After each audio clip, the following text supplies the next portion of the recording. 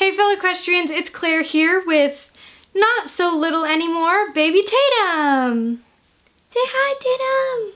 So, it's been a while since I've been on YouTube. I apologize for my absence, but I've been just a tad preoccupied here. But anyways, this is my daughter. So, today's video I'm going to talk to you guys about my birth and my labor and delivery, how all that went, and I did film a little bit of it, so I will share those clips with you guys. A lot of you have been asking how it went and about some details and stuff like that, so I figured I would come on here today and show all that to you guys. Hope you all enjoy it, and let's get into the video.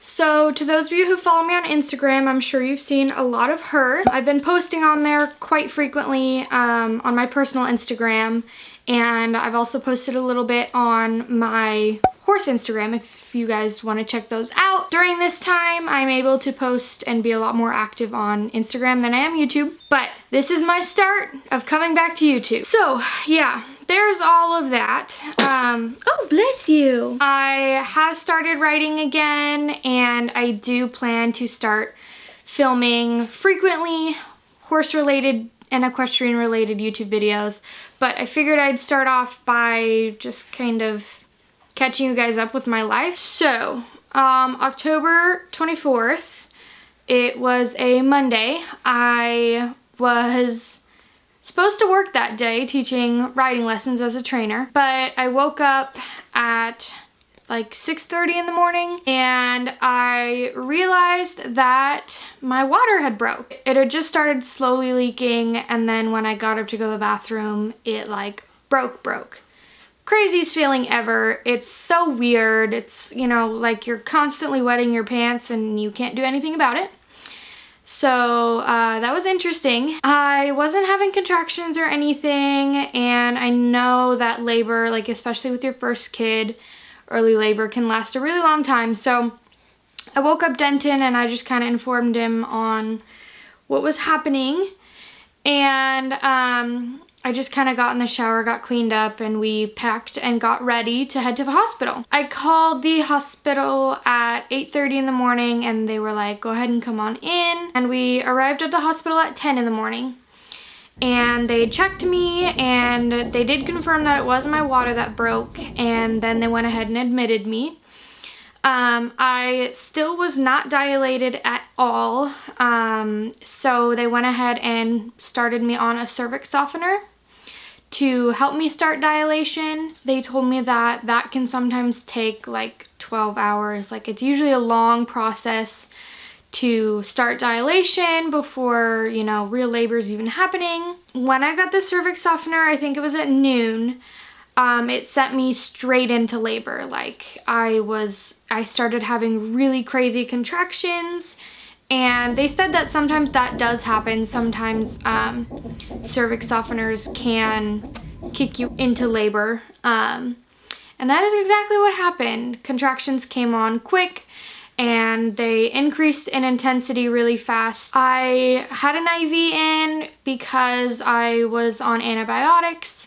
And then my contractions were so intense and they were so frequent and irregular that they put me on fluids and stuff to try to slow down my contractions. I was having contractions like 30 seconds apart, and at that point I was only 4 centimeters dilated. Denton, my husband, was amazing in helping me through contractions. They were intense. In between contractions, I was perfectly fine, but like I said, my contractions were not far apart at all, and the fluids, you know, everything they were doing was not helping. So eventually I went ahead and decided to get the epidural. I really wanted to try to calm my contractions down, so they weren't stressing her out too much, because really frequent and strong contractions can stress the baby.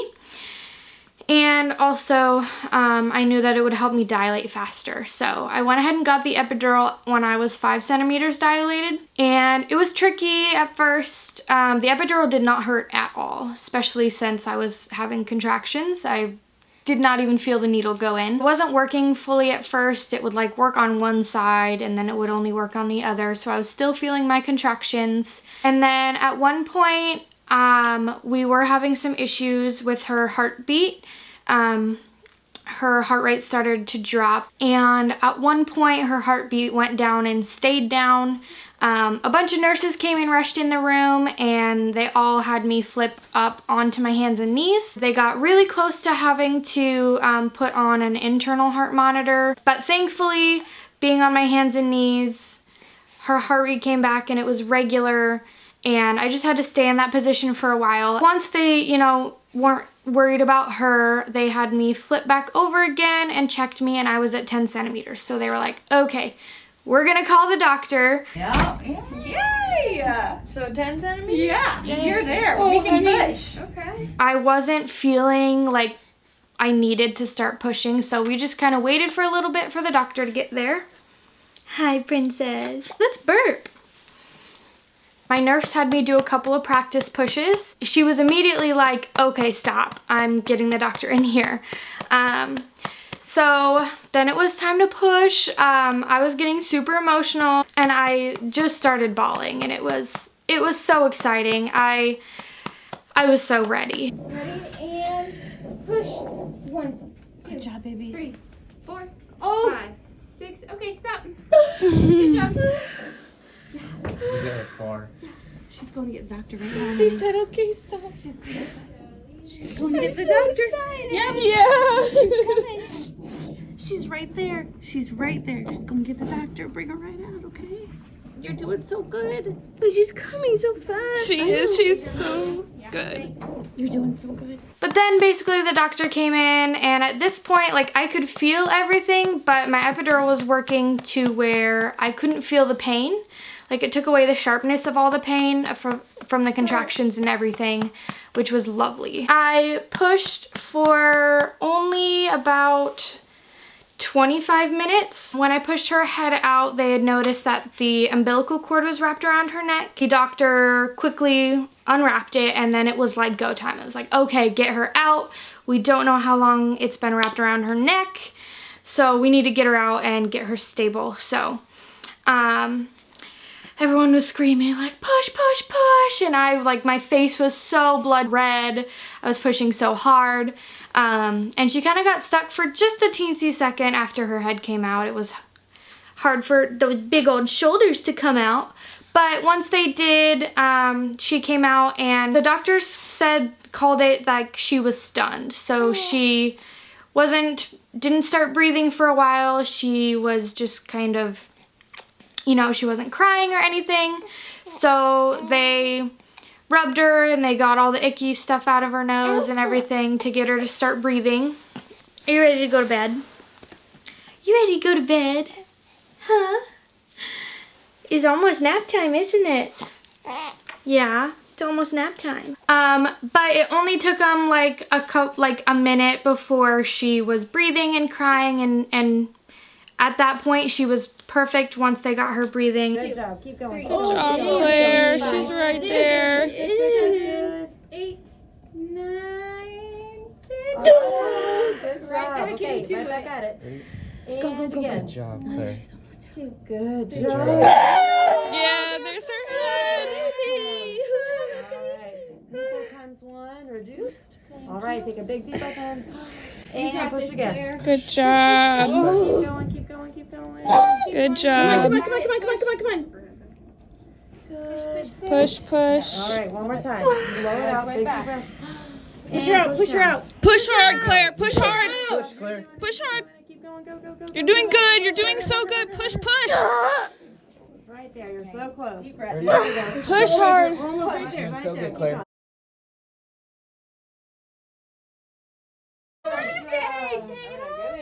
Yep.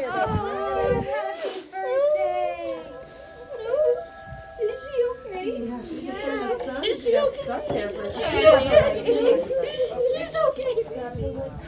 It's okay. She's okay. Look at her. There she is. She's opening her eyes. Oh, sis. Dad, you want to cut the cord? Look at that. You cut it right between those two, okay? Right in the middle there. You got it. It's okay. Perfect. I'll take it. Very good. Good I'm just job. gonna take her and get a good look at her, Mom, okay? Way to go. You did such a good job. I'm like, what the heck? Well, let's hear about it now. Yeah, she's okay, right? Oh, yeah. She was a little stunned at first. Come on. Get that stuff out of there.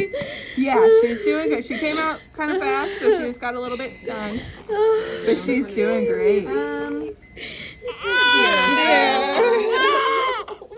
gonna grab that stool too.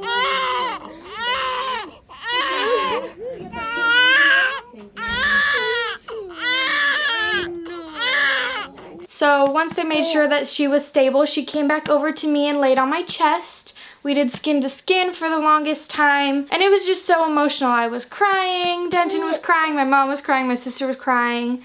It was just literally the happiest moment of my life. It was crazy. Look at your little bald spot.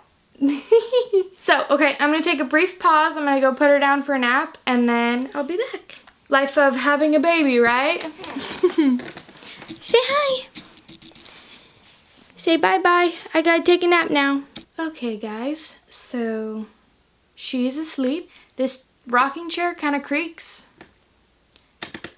So I figured you guys didn't want to listen to me rocking her to sleep and listening to that creaking sound while I talked. So she stayed on my chest doing skin to skin for, I don't know, probably like 2 hours-ish until we did the first feed. She was amazing at breastfeeding from the get-go. It was super easy. She just made my job so easy, and I could not be more grateful for that. After that, you know, she had some time with Dad. She never left the room. She was with us at all times, but at some point the nurses took her and cleaned her up. They weighed her, and she weighed 7 pounds 6 ounces. I did, sorry if this is TMI, but you know, I'm trying to be honest here. During that whole time I was getting stitched up. I tore super duper bad because she came out so fast. So that was fun. The doctor was stitching me up for a while. So after that was all said and done, I was moved to a postpartum room, and we were just, you know, doing the regular stuff. She was getting checked out regularly, and she was perfect, and so was I. I was in a lot of pain afterwards, again, because I had tore so bad.